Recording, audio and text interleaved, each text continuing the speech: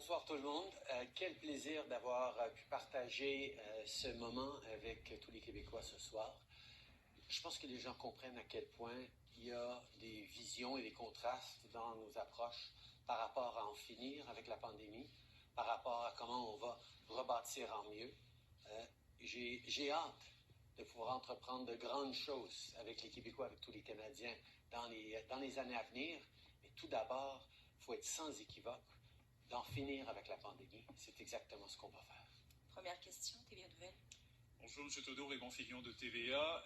Je n'ai pas souvenir de vous avoir entendu prononcer les mots « gouvernement majoritaire » depuis le début de la campagne. Ce soir, vous avez dit que ça prend un mandat clair. Qu'est-ce que ça veut dire, mandat clair? Est-ce que ça veut dire mandat majoritaire? On voit que tous les parlementaires élus depuis dans les élections de 2019 n'avaient pas parlé de pandémie, n'avaient pas parlé de vaccination obligatoire ou autre. Et maintenant, tous les parlementaires qui vont être renvoyés au Parlement par les Canadiens à travers le pays vont avoir leur position et vont avoir entendu les Canadiens sur est-ce qu'on continue à exiger les vaccinations, est-ce qu'on avance pour s'assurer que les gens vont être protégés. C'est un des grands enjeux et justement, et le Parlement et un gouvernement va avoir exactement la perspective et le désir exprimé de façon démocratique des citoyens sur comment on va en finir pour tout le monde. Prochaine question. Oui, bonjour, M. Trudeau, Geneviève Normand avec l'agence France-Presse.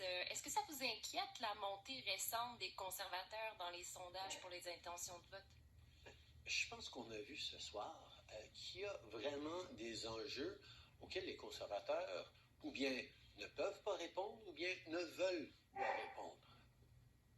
À la toute fin, on a vu sur la question des armes à feu et des armes d'assaut, malgré à la page 96 dans sa plateforme en français, le fait que M. O'Toole dit clairement qu'il va renverser notre décision de bannir les armes d'assaut.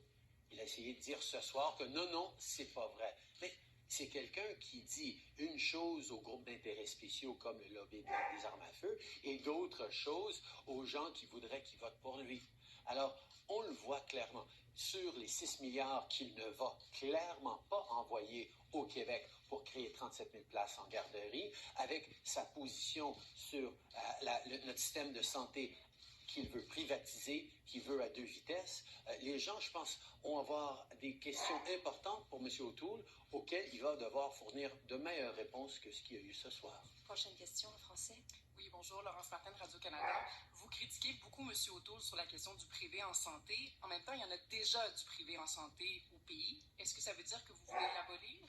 Ça veut dire qu'on doit faire très, très attention, comme on le fait, de ne pas voir plus de privé en santé. Et par moment, on a pris des mesures pour pénaliser les provinces qui sont allées trop loin dans le privé.